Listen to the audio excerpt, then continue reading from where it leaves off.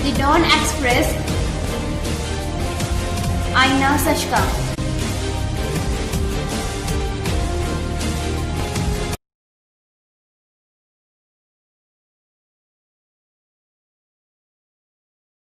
नमस्कार, दी don express में आपका स्वागत है। आशा है आप सभी सुखी व स्वस्थ होंगे।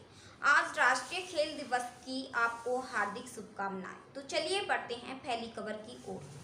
हॉकी के जादूगर कहे जाने वाले ध्यानचंद का जन्म आज ही के दिन 29 अगस्त 1905 को उत्तर प्रदेश के इलाहाबाद जिले में एक राजपूत परिवार में हुआ था। उन्हें हॉकी के सबसे महान खिलाड़ी के तौर पर याद किया जाता है। उनके जन्मदिन को भारत में राष्ट्रीय खेल दिवस के रूप में मनाया जाता है। इसी दिन हर साल खेल में उत्कृष्ट प्रदर्शन के लिए सर्वोच्च खेल सम्मान राजीव गांधी खेल रत्न के अलावा अर्जुन और द्रोणाचार्य पुरस्कार दिए जाते हैं। ध्यानचंद की उपलब्धियों का सफर भारतीय खेल इतिहास को गौरवान्वित करता है। उन्होंने लगातार 3 ओलंपिक में भारत को हॉकी का स्वर्ण पदक दिलाने वाले ध्यानचंद के जीवन का हर कोई कायल कर रहा है। दादा ध्यानचंद, जिन्होंने 1936 के ओलंपिक फाइनल में 6 गोल किए और भारत ने मैच 8-1 से जीता।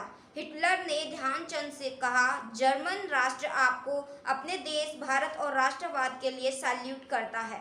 हिटलर ने ही उन्हें हॉकी का जादूगर का टाइटल दिया था। ऐसे खिलाड़ी सदियों में एक बार पैदा होते हैं। इस खास मौके पर प्रधानमंत्री नरेंद्र मोदी ने देशवासियों को खेल दिवस की बधाई दी है और साथ ही खिलाड़ियों के उत्कृष्ट प्रदर्शन की सराहना भी की है।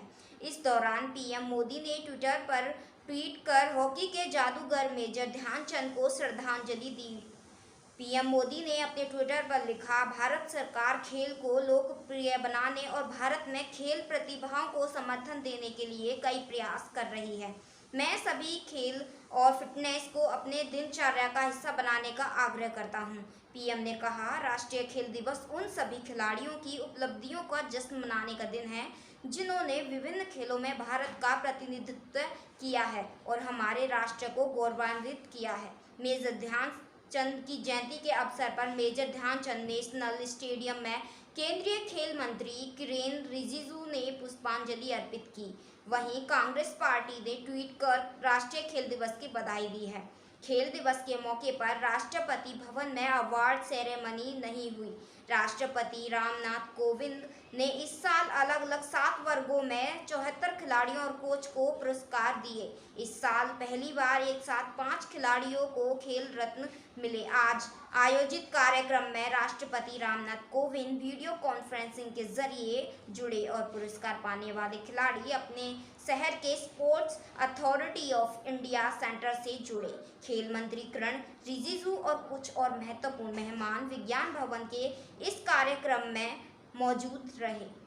एथलेटिक्स प्रशिक्षक पुरुषोत्तम राय को आज शनिवार को प्रतिष्ठित लाइफ टाइम द्रोणाचार्य अवार्ड से सम्मानित किया जाना था, लेकिन एक दिन पहले शुक्रवार को उनका दिल का दौरा पड़ने से निधन हो गया। वह 79 साल के थे। एथलेटिक्स संघ के एक सूत्र ने जानकारी दी कि उन्होंने राष्ट्रीय खेल पुरस्कारों के लिए रिहर्सल में भी हिस्सा लिया था, लेकिन बाद में उन्हें दिल का दौरा पड़ा और उनका निधन हो गया। वर्चुअली आयोजित हो रहे राष्ट्रीय खेल दिवस समारोह में शनिवार को राष्ट्रपति रामनाथ कोविंद के हाथों उन्हें पुरस्कार मिलना था। एथलेटिक्स महासंघ के अध्यक्ष आदिल सुमेरीवाला ने कहा कि यह बेहद दुखद घटना है। इसका भारतीय एथलेटिक्स में बड़ा योगदान है। उन्होंने अपना जीवन खेल को समर्पित कर दिया था। हम शोक जाहिर करते हैं। पुरुषोत्तम राय 1987 विश्व चैंपियनशिप, 1988 एशियाई ट्रैक एंड फील्ड और 1999 सेफ गेम में भी भारतीय टीम के कोच रहे। अब बढ़ते हैं अगली खबर की ओर। देश के सबसे बड़े bank state bank of India अपने ग्राहकों के लिए अनूठी सुविधा लेकर आया है। अब एसबीआई के ग्राहकों को रुपए निकालने के लिए एटीएम तक जाने की जरूरत नहीं होगी। महज एक व्हाट्सएप ऐप मैसेज करने का बैंक एटीएम लेकर ग्राहक के घर तक पहुंचाएगा। कोरोना काल में लोगों को परेशानी का सामना ना करना पड़े, इसलिए बैंक ने यह सेवा शुरू की है। बैंक का मानना है कि ग्राहकों को घर बैठे ही रुपए मिल जाएंगे तो उन्हें एटीएम तक नहीं पहुंचना पड़ेगा और वे कोरोना महामारी से बचे रहेंगे।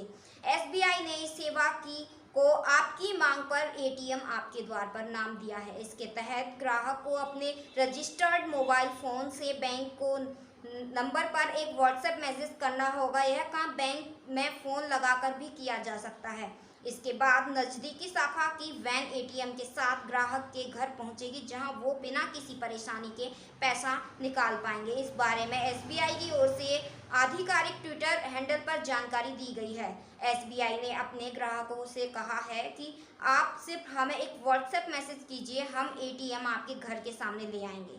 एसबीआई ने इस नई सेवा की शुरुआत लखनऊ से शुरू कर दी है और तेजी से अन्य शहरों में विस्तार किया जा रहा है। वहीं अगली खबर, मध्य प्रदेश का इंदौर शहर लगातार चौथी बार देश का सबसे स्वच्छ शहर चुना गया है। दूसरे नंबर पर गुजरात का सूरत और तीसरे नंबर पर नवी मुंबई रहा। केंद्रीय नगरीय विकास एवं आवास मंत्री हरदीप सिंह पुरी ने इसका ऐलान किया। इससे पहले प्रधानमंत्री नरेंद्र मोदी ने स्वच्छ महोत्सव कार्यक्रम के तहत उन लोगों से वीडियो कॉन्फ्रेंसिंग के जरिए बात की जिन्होंने स्वच्छ भारत अभियान में अहम भूमिका निभाई। बता दें, सबसे पहले सर्वेक्षण में देश के सबसे स्वच्छ शहर का पुरस्कार मैसूर को मिला था। इसके बाद से इंदौर लगातार 3 साल तक में शीर्ष स्थान पर रहा था। 25 शहर आबादी वाले शहरों में पाटन सबसे स्वच्छ, वहीं जसपुर में 25 से 50,000 आबादी वाले श्रेणी में मारी बाजी। 50,000 से 1 लाख की आबादी वाले शहरों में धमतरी सबसे साफ। 1 लाख से 10 लाख की आबादी वाले शहरों में अंबिकापुर स्वच्छ शहर। मार्च में लॉकडाउन लागू होने से जून में अनलॉक 1 तक इंदौर शहर में लगातार सड़कों की सफाई हुई। रात में प्रमुख सड़कें रोज धुली, घर घर से रोज कचरा लिया जाता रहा और सड़क किनारे लगे लिटर बिन भी खंगाले गए। स्वच्छता सर्वेक्षण 2020 में मध्य प्रदेश के 4 शहर टॉप 20 में शामिल हुए हैं। इसमें पहले नंबर इंदौर शहर रहा है, 7वें नंबर पर भोपाल, 13वें नंबर पर ग्वालियर और 17वें नंबर पर जबलपुर रहा है। इस मौके पर मध्य प्रदेश के मुख्यमंत्री शिवराज सिंह चौहान ने कहा कि इंदौर ने अभी चौका लगाया है, इंदौर छक्का भी लगाएगा। अब बढ़ते हैं एक और खबर की ओर। घरेलू और अंतर्राष्ट्रीय फ्लाइट्स में अब फिर से खाना परोसने को मंजूरी एविएशन मंत्रालय ने दे दी है। एविएशन मंत्रालय ने इसके लिए बाकायदा एसओपी यानी स्टैंडर्ड ऑपरेटिंग प्रोसीजर भी जारी कर दिया है। Directorate General of Civil Aviation से इजाज़त मिलने के बाद अब हवाई सफ़र के दौरान एयरलाइंस यात्रियों को प्रीपैक्ड मील्स सर्व करेंगी।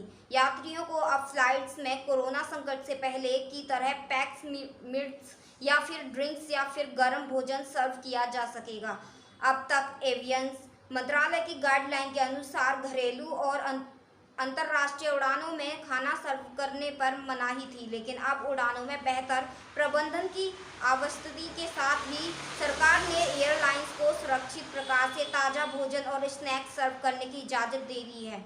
लेकिन अब भी जारी कोरोना संकट को देखते हुए एयरलाइंस को खाना सर्व करने के लिए क्या मानक अपनाए जाएं, इसकी भी विस्तृत गाइडलाइन जारी की गई हैं ताकि स्वास्थ्य सुरक्षा में किसी तरह की कोताही ना हो सके। सरकार ने एयरलाइन कंपनियों को डिस्पोजेबल प्लेट, कटलरी और सेटअप प्लेट का इस्तेमाल करने को कहा है, जिसे दोबारा उपयोग में नहीं लाया जाएगा।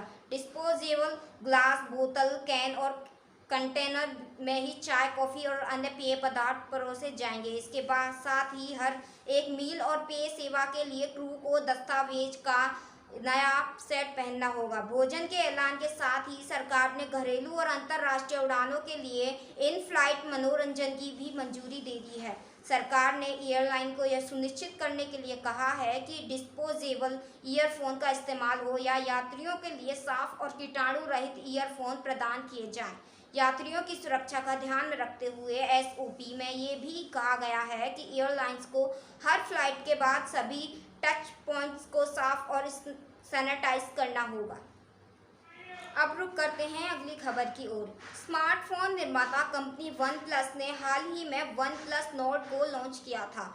अब यह OnePlus Nord की तुलना में एक बहुत ही बेसिक वर्जन में नया हैंडसेट लॉन्च करने की तैयारी में है। एक रिपोर्ट के अनुसार बताया गया है कि OnePlus के इस नए स्मार्टफोन को खासियत 6000 mAh की बैटरी और क्वालकॉम स्नैपड्रैगन 460 प्रोसेसर होगा। बताया जा रहा है कि कंपनी ने अपने अपकमिंग हैंडसेट का नाम कथित तौर पर क्लोवर रखा है। रिपोर्ट की माने तो सबसे पहले इसे अमेरिका में लॉन्च किया जाएगा, जिसके बाद कंपनी इसे विश्व के दूसरे देशों और भारत में लॉन्च करेगी। रिपोर्ट की माने तो कोरोना में इसकी कीमत करीब $2000 यानी 14,700 रुपये तक होगी। अनुमान लगाया जा सकता है कि वन प्लस अपने इस फोन में HD डिस्प्ले और 6000 mAh की बैटरी सपोर्ट देगा।